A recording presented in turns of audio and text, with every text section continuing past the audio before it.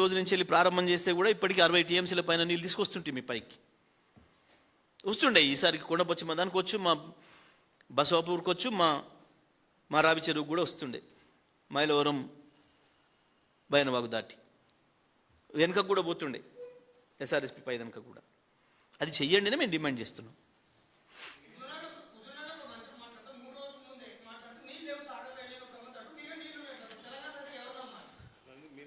ఓ పని చేద్దాం పరాదు, మనం అందరం పోదాం, ఇక్కడ ఉన్న వాళ్ళం కెమెరాలు తీసుకొని ఉత్తమ్ కూడా రమ్మను, అలా దునికితే తెలుస్తుంది నీళ్ళు ఉన్నాయా లేవా.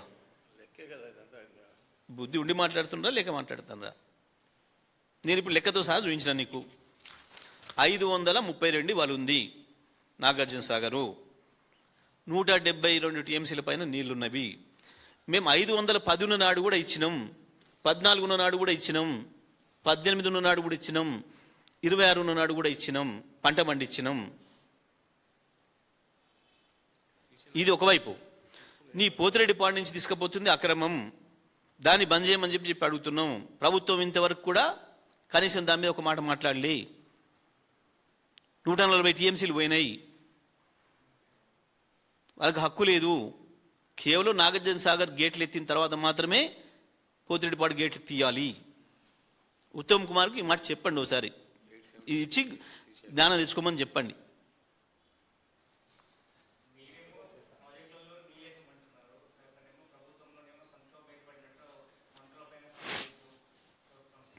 అదే ఇప్పుడు తేపకొక డ్రామా పెట్టి ఇప్పుడు వాళ్ళ ఇంటర్నల్ భాగవతాలని బహిరంగంగా పెట్టి ప్రజల్ని మోసం చేస్తూ ఉన్నారు. నిజమే, ఈ మధ్యన మీరు చూస్తున్నారు, ఆ వచ్చిన సంక్షోభం దేనికి వచ్చింది? భూహారతి వల్ల వచ్చింది. దాని పేరు 22A మార్చి రాసి మోసం చేస్తున్నారు ప్రజల్ని. కానీ అది భూహారతి కార్యక్రమం. ఏదైతే కేసీఆర్ ఆనాడు రైతు భూమికి రైతు మాత్రమే హక్కుదారుడుగా ఉండాలి, రైతు సంతకం పెడితే రైతు కళ్ళతో చూస్తే మాత్రమే భూమి హక్కు మారాలి, యజమాన్య హక్కు మారాలి, అప్పటిదాకా మారడానికి వీలు లేదు. ఇప్పటికి దానికి 6 ఉన్నారు ఓనర్లు.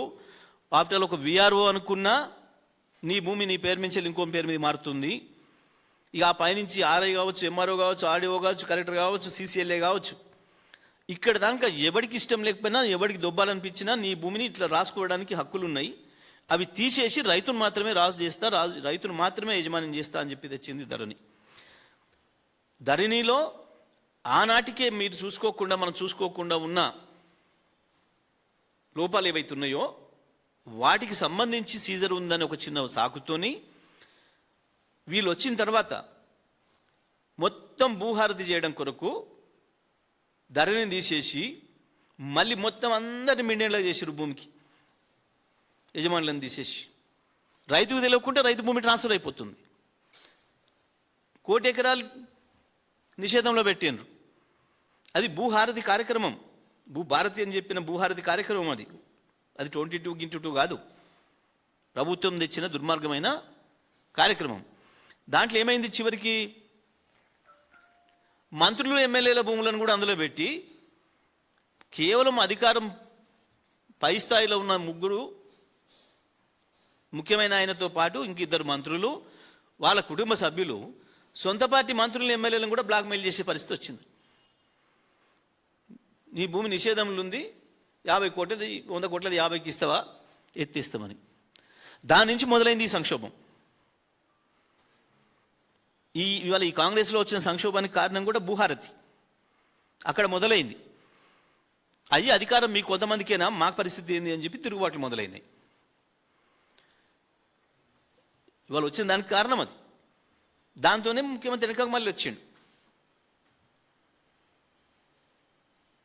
ఏదేదో జరుగుతుంది ఉడబికేటట్టుందని ఇంకా మళ్ళీ వచ్చిండు.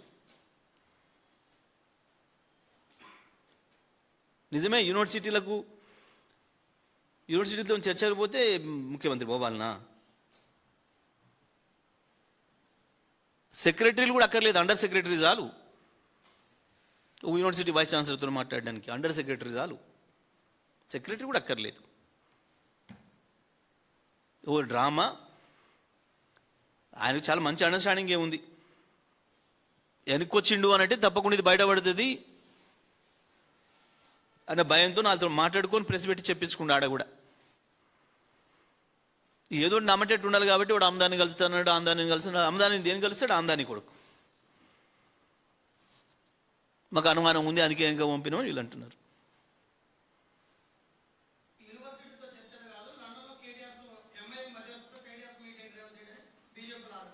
ఏమైంది?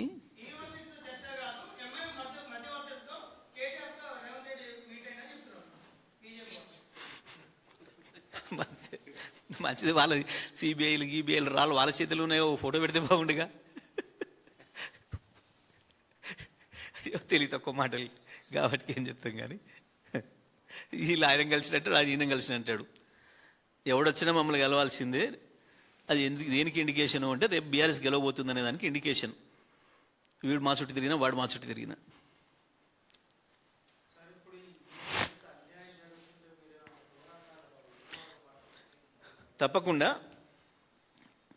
తప్పకుండా దీనిపైన కేసీఆర్ గారు, కేటీఆర్ గారు కూర్చొని తెలంగాణ రైతాంగం తరఫున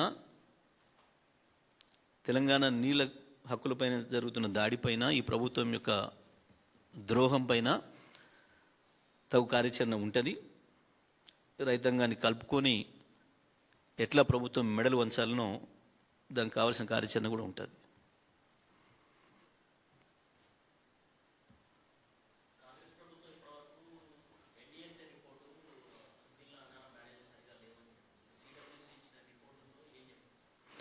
మేము అదే డిమాండ్ చేస్తున్నాం. కాంగ్రెస్ పార్టీ ప్రభుత్వం చెప్తుంది మోసపు మాట అనేది ఇవాళ తేలిపోయింది. ఇవాళ స్పష్టంగా తేలిపోయింది. మేము మొదటి రోజు నుంచి చెప్పినాం ఎన్డీఎస్సీ అనే దానికి సంబంధమే లేదు ప్రాజెక్టుల మెయింటెనెన్స్కి, మనం ప్రారంభం చేసుకోవచ్చు అనే మాట. ఇప్పుడు నాగార్జునసాగర్కు రెగ్యులర్గా ఎన్డీఎస్సీ అనుమతిస్తుందా? ఎస్ఆర్ఎస్పి ఎన్డీఎస్సీ ప్రతిసారి అనుమతిస్తుందా? ఎల్లంపల్లికి ప్రతిసారి ఎన్డీఎస్సీ అనుమతిస్తుందా? మూసీకి ప్రతిసారి ఎన్డీఎస్సీ అనుమతిస్తుందా? కడెంకు ప్రతిసారి ఎన్డీఎస్సీ అనుమతిస్తుందా? లేనప్పుడు దీనికి ఎందుకు ఉంటుంది? ఓకే, మేడిగడ్డ ఉంది, మేడిగడ్డతో పని లేదు. మేము అడుగుతుంది సుందిల్ అన్నారం, అక్కడ ఏ కంప్లైంట్ రాలేదు, ఏ ఇష్యూ లేదు, దాంతో నీళ్ళు తేవచ్చు. కన్నెపల్లి స్టార్ట్ చేసుకొని సుందిల్ అన్నారంతో నీళ్ళు తేవచ్చు, దాని మీద కంప్లైంట్ లేదు. లేనప్పుడు ఎన్డీఎస్సీ ఎవరు? మీ ఊళ్ళో కూడా చెరువు ఉంది, ప్రతిసారి ఎన్డీఎస్సీ వచ్చి అనుమతిస్తుంది అది తుమ్ము తీయటానికి? 40,000 చెరువులు ఉన్నాయి తెలంగాణలో. చిల్లర వేషాలు, దొంగ మాటలు, మోసపు మాటలు, అన్నిటి మించి ద్రోహం. ఇది జాతికి చేస్తున్న ద్రోహం ఇది కాంగ్రెస్ పార్టీ. ఇటువంటి టైంలో, అల్లినో టైంలో వాస్తవానికి ఇప్పుడు రైతుకు నిజంగా కూడా పంట పండించుకునే అవకాశం ఇస్తే ఇంత ధరలు వచ్చే అవకాశం ఉంది. ఈసారి మంచిగా ఓపెన్ మార్కెట్లో కూడా డిమాండ్ ఉండే అవకాశం ఉంది రైతాంగానికి.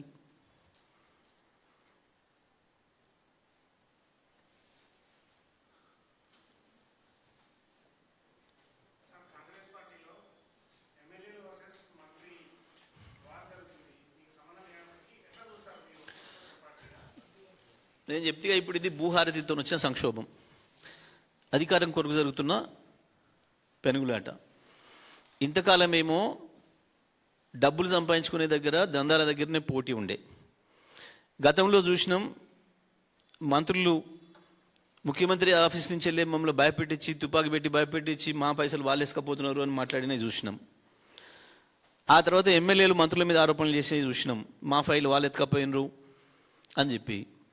ఇప్పుడు భూహారతితోని మొత్తం ఒకరి భూములు ఒకరు గుంజుకునే దగ్గరికి వచ్చిండ్రు వాళ్ళ దాంట్లో వాళ్ళు. ఇంతకాలం ప్రజలు నెత్తిన చేయబెట్టిండ్రు, ఇప్పుడు వాళ్ళ నెత్తిన చేయబెట్టుకుంటున్నారు. అసలు ఊకే వీళ్ళని అడిగేది ఏంది, మనం అధికారం కొరకే పెడదాం పట్టు అని చెప్పి మొదలైంది ఇప్పుడు దాంట్లో పంచాయతీ.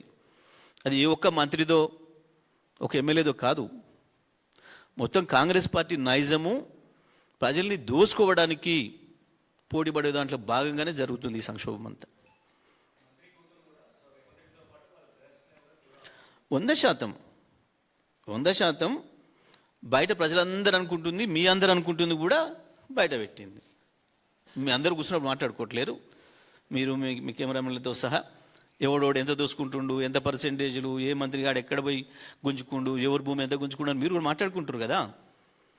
అదే విషయాన్ని కొన్ని సందర్భాల్లో వాళ్ళు కూడా బయట పెడుతున్నారు. వాళ్ళ ఎమ్మెల్యేలు కావచ్చు, వాళ్ళ నాయకులు, ఇతర నాయకులు బయట పెడుతున్నారు. ఇప్పుడు చిన్నారెడ్డికి అంత సీనియర్ నాయకుడు ఓపెన్గా చెప్పిండు ఎన్ని కోట్లు ఇచ్చుకొని కొచ్చుకుండు అని.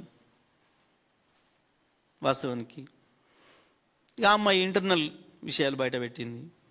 మొన్న మా వెంకరెడ్డి బయట పెట్టిండు. ప్రభుత్వం అనుకున్న విషయం ఏంది, ప్రాజెక్టులు నిండినా నీళ్ళు యొద్దు రైతులకు అనేది మా వెంకరెడ్డి బయట పెట్టిండు. ఓసారి అనంతరెడ్డి బయట పెట్టిండు. ఓసారి వై శ్రీనివాసరెడ్డి అండ్ వైఎస్ఆర్ అంటే ఆయన మహబూబ్నగర్ ఎమ్మెల్యే బయట పెట్టిండు. ఓసారిగా అక్కడ ఒక ఆయన ఎలాంటి ఎమ్మెల్యే మదనంటే ఆయన ఈ రాష్ట్ర ప్రభుత్వం పట్టించుకోవట్లేదు, చేతగాని ప్రభుత్వం కాబట్టి ప్రపంచ బ్యాంకు ఒక 100 కోట్ల రుణం ఇయ్యని ఆయన రాసిండు.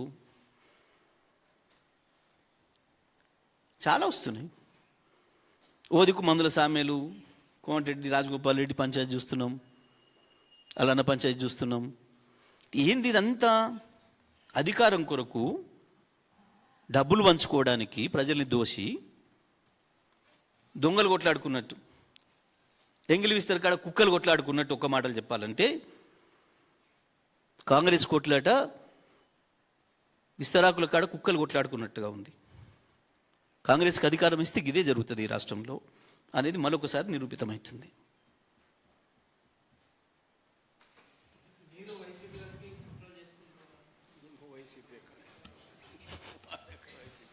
ఇంకా మేము ట్రంప్ కలిసో, మేము నెతన్యాహు కలిసో, లేదా ఇంకొక ఆయన పేరేంది రష్యాతో యుద్ధం చేస్తే ఆయన అవతలైనా జర్నలిస్ట్కి ఆయన కలిసో మేము చేస్తున్నాం. ఇంకా దయం